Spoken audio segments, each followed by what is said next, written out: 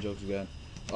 News came out this week that former Ohio State quarterback Terrelle Pryor left school, won't be returning for the senior season due to the fact that a lot of allegations have been going on about him and him receiving benefits such as money for stuff he sold that he got during playing in bowl games or that he got playing in rivalry games, and selling his jersey, signing stuff and getting it sold.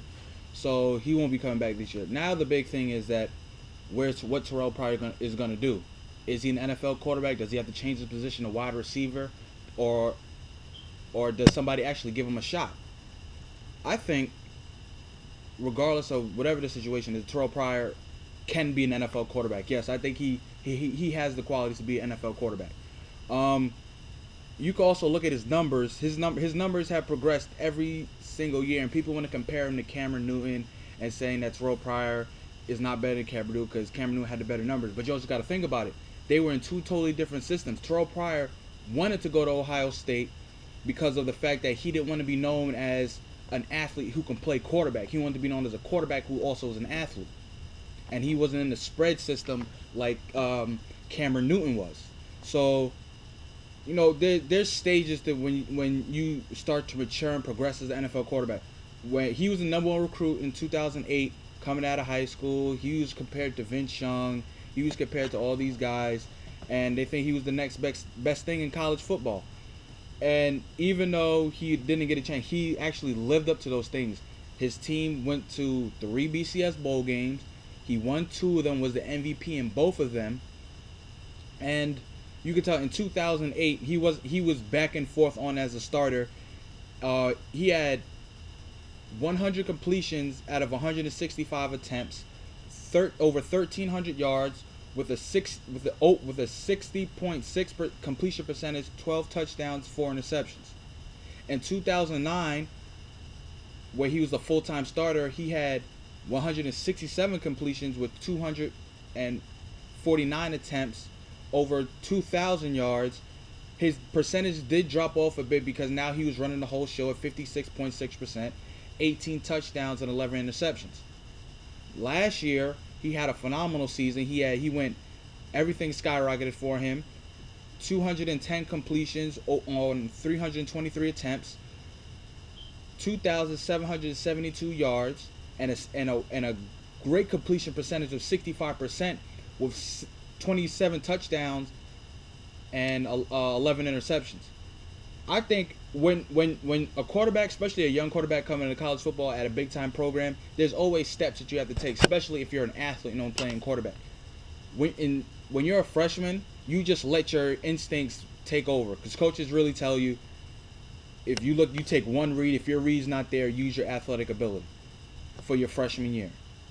You know what I'm saying? Even though he was in a pro style offense where he wasn't the main guy centered around the offense, it was more of, if your one read isn't there, take off, use your athleticism, use your running ability, and take off. Now, when he became the full-time starter, your freshman to sophomore year, that's when you start learning the system, start learning the verbiage, start learning the terminology, and he takes that. You're going to definitely see there's going to be a drop-off because you're learning a system. You're trying not to depend on your athletic ability as much, but it's still there where you need to make a decision. Now, instead of having one option, you have 1 or 2 options. If that option's there, you can check and see the other option, or you can always hit your check down to your running back. That's another.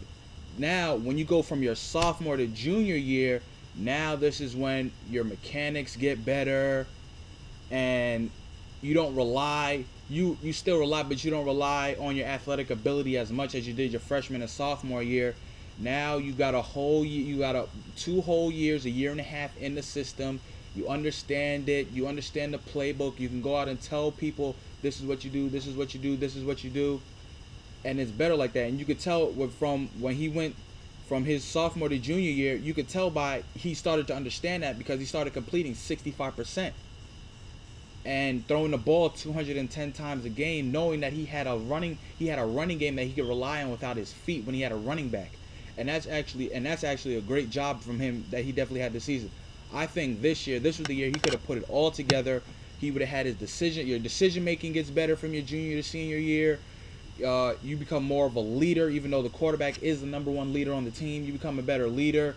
You you get a whole understanding, different understanding of the system. The coaches give you more freedom in that aspect. And I just think that Terrelle Pryor, when he definitely has a shot to be an NFL quarterback. You got to give him a shot. And if not, he go. Oh, you always rely on that athletic ability, and he can go to wide receiver. He can go to tight end. He could play another position. But I definitely think he has a shot to be a quarterback. They also want to bring up, oh, his arm delivery is weird. He has a different arm delivery. His accuracy is not as great. Everybody's accuracy is not as great when they come out of college. Even when they go to, and he has the arm, he has the athletic ability, especially now in the NFL these days when you got to run, you got to scramble because the speed rushes, the zone blitzes, the blitzes are coming, the players are more faster in the league, so you got to make that decision and make a decision quick off your head, and you got to be athletic because you got defensive ends who are running 4.5, which is ridiculous, what they weren't running 10 years ago. So the athletic quarterback wasn't now if you're not an athlete and you're playing quarterback, you have this. You actually looked on as not be good. And as you can tell, Christian Ponder is a great athlete. Jake Locker is a great athlete.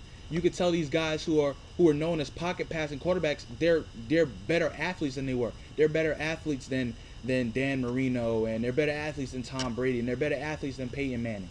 The game is changing, so I think Terrelle Pryor definitely is an NFL ready quarterback. And to me, the number one stat of a quarterback is winning. Can you win games? He won games in a big time program in Ohio State. He went 31-4 in the Big Ten Conference, won 2 BCS bowl games, so he's a proven born winner. Everything else can be coached. Everything else, where everybody's going to talk about the intangibles. Oh, is he a leader on the field? Oh, the off the field situation and everything about him lying. He was a kid. Kids make mistakes. Everybody makes mistakes. There's grown men that still make mistakes to this day. There's people in the league right now who make mistakes. DUIs, caught with drugs. People make mistakes. It's all about how you bounce back, and I think Terrelle Pryor will be able to bounce back from this. And I just think he is an NFL type of quarterback, and he should be a shot to give NFL type quarterback. Even though if during the lockout right now, he wants to enter the supplemental draft, but they're not having it, and a CFL team already has his rights to sign him. So we'll just see what it goes from there. But in my opinion, I believe that Terrelle Pryor is definitely capable of being an NFL quarterback. Let me know what you guys think. Is he ready to be an NFL quarterback? Isn't he ready to be an NFL quarterback, or does he just need to change his position and just use his athletic talents that way? But